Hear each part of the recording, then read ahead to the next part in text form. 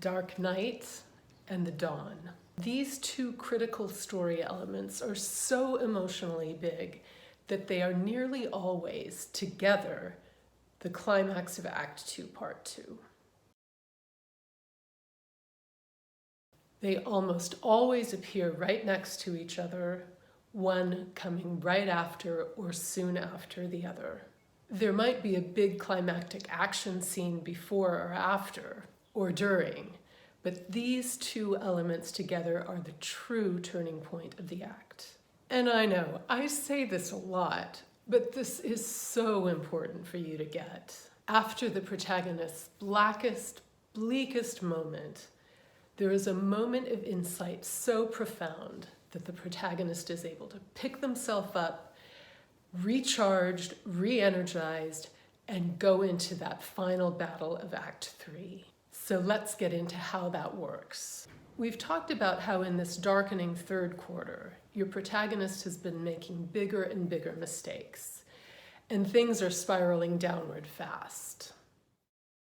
This will almost certainly culminate in a scene or sequence that since the ancient Greeks has been called the long, dark night of the soul.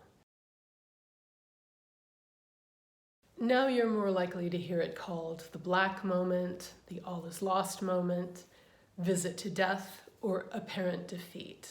And you've all seen and read dozens, more like hundreds of these scenes.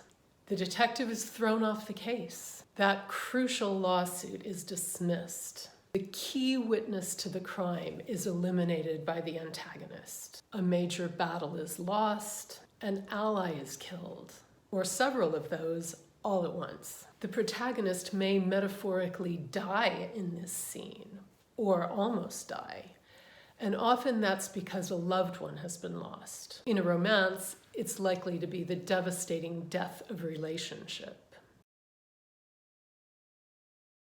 As one of the most important elements of your story, this all is lost scene deserves a great set piece. It's a visual representation of the despair of your character. It's often played as a big action scene that ends in a heartbreaking loss. And it's a massive cliffhanger, isn't it? The best all is lost scenes leave the protagonist with nowhere to turn. But in that black moment, or very soon after, there is a revelation. Over 2,000 years ago, Aristotle named it anagnorisis. But anagnorisis is kind of a mouthful, so you'll more usually hear this moment called the revelation, reveal, discovery, or twist. And the reveal is one of the greatest pleasures we get in storytelling. And to provide maximum contrast and emotional exhilaration, this revelation comes right after the all is lost moment for your protagonist. They figure out that missing piece of the puzzle. And like a phoenix rising from the ashes, they formulate one last desperate plan and charge into the final battle. They come out of that long, dark night of the soul even more determined to win. So it's what I think of as a double punch of two key scenes. And when you start looking for it, which now of course you're going to, you'll realize it almost always comes as the climax of that long Act II.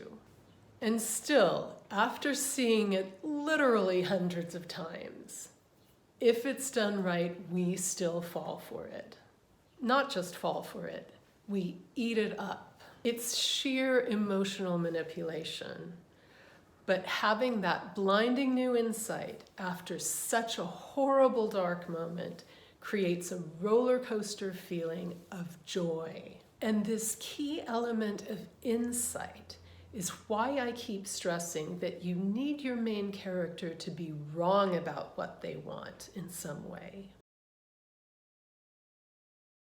Because if you know how they're wrong, then you can design a revelation scene in which they finally figure out how they're wrong.